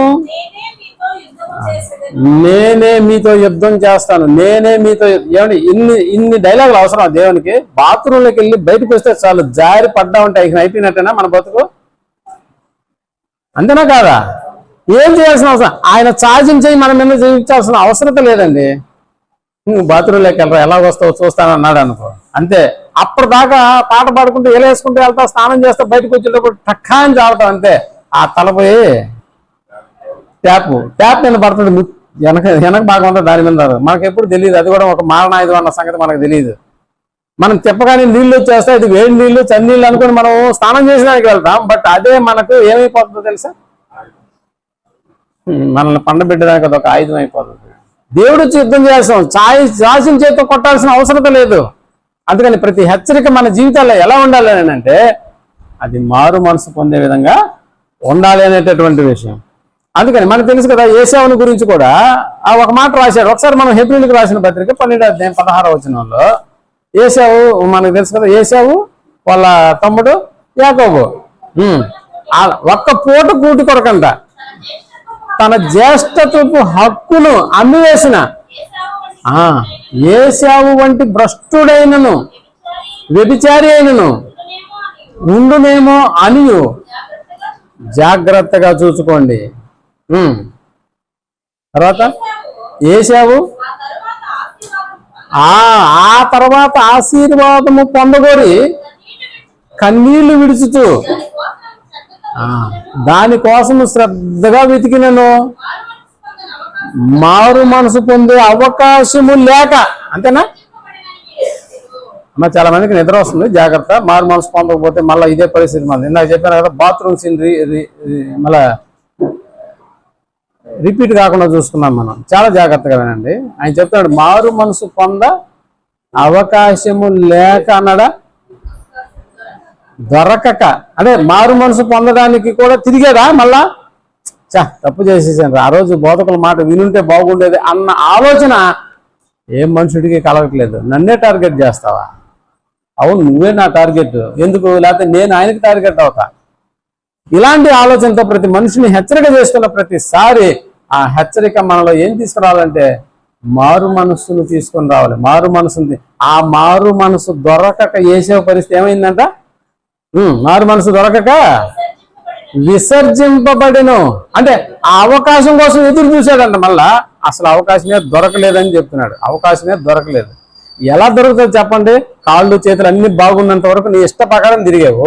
రేపు కాళ్ళు చేయి అలాగే ఉంటుందని నువ్వేమన్నా చెప్పగలుగుతావా? నేను మరణించేదాకా ఇలాగనే ఉంటుందని అనుకుంటావా? లేదు ప్రేమటువంటి వాళ్ళరా. ఏ క్షణం ఏం జరుగుతుందో తెలియదు. అప్పుడు నువ్వు మారు మనసు పొంది, అప్పుడప్పుడు మా సోదరులు పాట పాడుతూ ఉంటారు. శామ్యుల్ గారు ముందుగా వచ్చింది, ఆయన ఈ రోజు పాట పాడించున్నాను, కానీ ఆయన లేట్గా వచ్చినాడు. ఇప్పుడు ఆయన కూడా ఈ హెచ్చరిక. ఆ పాటలో ఉన్నటువంటి అర్థం ఏంటో తెలుసా? చదవాలనుంది నీ వాక్యము ఎప్పుడా? కళ్ళు బాగున్నప్పుడు కాదంట, కళ్ళు పోయిన తర్వాత. రావాలని నీ మందిరానికి ఎప్పుడు కాళ్ళు బాగున్నప్పుడు కాదంట, కాళ్ళు పోయిన తర్వాత అంట. అంటే మారు మనసు పొంద అవకాశము లేక విసర్జింపబడేటటువంటి పరిస్థితి ఏసావు. అలాంటి భ్రష్టుడైనటువంటి వాడు మీలో ఏమన్నా ఉన్నాడేమో చూసుకోండి. ఒక్కసారి ఆలోచిద్దాం ప్రియమైనటువంటి వాళ్ళ. జీవితం చాలా చిన్నది కదా, చాలా చిన్నది కదా. ఆ చిన్నదైనటువంటి జీవితంలో దేవునికి ఇష్టమైనటువంటి బ్రతుకు పడుతుందని మనకి ఎందుకు ఆటంకం? ఒకసారి నార్త్ ఇండియాలోకి వెళ్ళి చూడండి. ఎవరైనా ఇలాంటి ఒక సమాజ మందిరంలో కూడుకుని ప్రార్థనలు చేసి చప్పట్లు కొట్టి డ్రమ్ములు వాయించారంటే ఈపులు విమానమోత మోగిస్తున్నారు అక్కడ. మీకు తెలుసా? ఒకసారి యూట్యూబ్ లో చూడండి. క్రైస్తవుల మీద జరిగే దాడులన్నీ నార్త్ ఇండియాలో చెమట్లు బట్టిచ్చేస్తున్నారు. ఎవడురా మేము కూడుకోమని బయటకు గెట్ అవుట్ అన్నాడు, అంతే. గన్ను తీసుకొచ్చి నిలబడతాం. కానీ మనకు అలాంటి పరిస్థితి ఉందా? లేదు కదా ప్రేమటువంటి వాళ్ళరా. ఇలాంటి అవకాశం మనకే ఉంది. అందుకనే చెప్తున్నాడు లాస్ట్ గా, చెవి గలవాడు వినుగాక. చెవి గలవాడు వినుగాక అంటే మనకందరికి చెవులు లేవా? అంటే వినేటటువంటి వాడు ఎప్పుడు కూడా తన మనస్సును ఏం చేసుకోవాలి? సిద్ధం చేసుకోవాలి ప్రియమైనటువంటి. అందుకనే మరుగై ఉన్న మన్నాను నేను మరుగై ఉన్న మన్నాను ఇస్తాను. ఇక్కడ మన్నా అంటే మరుగైనటువంటి మన్నా అంటే పరలోకాన్ని మీ కొరకు నేను దాచిపెట్టేస్తున్నా, అది రేపు నీకు ఇస్తాను. అంత మాత్రమే కాదు, ఇంకా ఏమిస్తాను? తెల్లరాతిని ఇస్తాను. తెల్లరాయి అంటే మనకు తెలుసు కదా, తెలుపు అనేటటువంటిది శాంతికి చిహ్నము, పవిత్రతకు అది గుర్తు అనమాట. కానీ ఆ రోజుల్లో ఎవడైనా దోషి అని చెప్పడానికి న్యాయస్థానాలు ఏంటంటే ఒక నల్లరాయి ఇచ్చేవాళ్ళంట. నల్లరాయి ఇస్తారంట వాడికి. అంటే వీడు నిర్దోషి కాదు, దోషి. కానీ ఇక్కడ దేవుడు చెప్తున్నటువంటి మాట రాయిస్తున్నాడు, నీకు తెల్లరాతిని ఇస్తాను. ఇప్పుడు గ్రీన్ అనేటటువంటి దానికి మనకు తెలుసు కదా, పర్యావరణానికి అది ఒక గుర్తు, గ్రీన్. అందుకని మీరు నంబర్ ప్లేట్లు కానీ మీరు చూస్తే బండ్లలో నడిపేటటువంటి గ్రీన్ నంబర్ ప్లేట్ ఉందని దాని అర్థం ఏంటో తెలుసా? అది బ్యాటరీతో రన్ అవుతుంది. పర్యావరణానికి ఎలాంటి ఆటంకం లేదు. అని. అంటే ఒక తెలుపు రాయికి, ఒక ఎర్ర రాయికి, ఒక నలుపు రాయికి ఉన్నటువంటిది. అందుకని తీర్పు తీర్చేటటువంటి వాడు దోషి అనడానికి ఆ రోజుల్లో నల్లరాయి ఇచ్చేటటువంటి వాళ్ళు. బట్ ఇక్కడ చెప్తున్నటువంటి మాట ఏంటంటే, అది వాడికి తెల్లరాయిని ఇస్తాను. ఇంకా చెప్పాలంటే నువ్వు జయిస్తే దేవునితో నీ రిలేషన్ కూడా ఏమైపోతానని అంటే మారిపోతుంది ప్రేమటువంటి. అందుకని చెప్తున్నాడు, తెల్లరాతిని ఇస్తాను, ఒక కొత్త పేరు ఉంటది, అది పొందిన వానికే గాని మరి ఎవరికి తెలియదు. అంటే ఇలాంటి విషయాలన్నింటినీ మనం జయిస్తే మన రిలేషన్, మన స్టేటస్ ఎలా మారిపోతానంటే మనకు తెలుసు కదా. ఎంతో మంది ఓట్ల ఎలక్షన్ లో పాల్గొంటారు. అంటే పాల్గొనడం అంటే వేయడం కాదు, నిలబడతారు. కానీ ఆ నిలబడిన ఓట్ల రిజల్ట్ ఇప్పుడు ఢిల్లీలో జరుగుతున్నాయి అనుకుంటా. ఆ రిజల్ట్ వచ్చినప్పుడు ఒక రాత్రికి రాత్రి వాడు ఏమైపోతాడు, ఓట్లన్నీ వాడికి అనుకూలంగా వచ్చాయనుకో, రాత్రికి రాత్రే వాడు ముఖ్యమంత్రి అయిపోతాడు. అంతే కదా. అంటే అలా మారుతుంది. మనం కానీ జయించేటటువంటి ఆ కార్యక్రమాన్ని మన జీవితంలో కలిగి ఉంటే దేవునితో ఒక చక్కటి రిలేషన్షిప్ ఏర్పడుతుంది. కాబట్టి పెర్గమాల అనేటటువంటి సంఘంలో లోకంతో కలిసేటటువంటి వారిని వీళ్ళు ఏం చేస్తున్నారంటే కలుపుకొని పోతూ ఉన్నారు. కాబట్టి నువ్వేం చేయాలన్నాడు, మారు మనసు పొందాలి. మారు మనసు పొందిన వాడిని ఎప్పుడు కూడా దేవుడు విడిచిపెట్టడం అన్న సంగతి మనకు తెలుసు. అంతటా అందరూ మారు మనసు పొందవాలని దేవుడు ఏం చేస్తున్నాడంట, కోరుచున్నాడు, ఇచ్చించుచున్నాడు. అందుకే మనతో యుద్ధం చేసేదానికి దేవుడు రెడీగా ఉన్నాడు. మనతో యుద్ధం చేసేదానికి. మనం ఎవరితో యుద్ధం చేయాలని మనం అనుకున్నామంటే అపవాదికి వానికి సంబంధించినటువంటి దేవదూతలతో. కానీ మనతో యుద్ధానికి దేవుడు రెడీగా ఉన్నాడు. చాచిన చెయ్యితోనూ తన బాహుబలముతోనూ నీతో యుద్ధం చేయడానికి రెడీగా ఉన్నాను. చాయిస్ నీదే అన్నాడు దేవుడు. ప్రేమటువంటి వాళ్ళు ఎలా ఉండబోతావో ఆలోచించాయి. ఇప్పటికే సగం జీవితం ఏమైపోయింది మనది, పదం వద్దులే, సగం జీవితం అంతా ఏమైపోయిందంటే కాలిపోయింది. మిగిలినటువంటి దేవుడు అనుగ్రహించే ప్రతి దినమైనా కూడా దేవుని కొరకు ఆలోచన చేసి ఆయన చెప్పినటువంటి మాటల ప్రకారం మన మనస్సును మార్చుకొని ఏ హెచ్చరిక ఈ రోజు నాకు వస్తుందా అన్న ఆలోచనతో మీరు వాక్యం దగ్గరకు రండి. ఏదో ఒక హెచ్చరిక నువ్వు తీసుకొని ఇక్కడి నుంచి బయటికి వెళ్తావు. ఆ హెచ్చరికతో పాటుగా నీ మనస్సును మార్చుకునేటటువంటి ఆ మనసు నీకుంటే చెవిగలవాడు నువ్వే, మరి ఎవరో కాదు. కాబట్టి ప్రియమైనటువంటి వాళ్ళరా ఆలోచించేద్దాం. దేవునితో యుద్ధం చేద్దామా, లేకపోతే మన మనస్సుని మార్చుకుందామా? రాత్రి నిర్ణయించుకొని ఈ ప్రదేశం నుంచి మీ ఇళ్ళకి క్షేమంగా వెళ్ళాలని కోరుకుంటూ ఈ మాటలు ముగిస్తున్నాను. ప్రార్థన చేసుకున్నాం.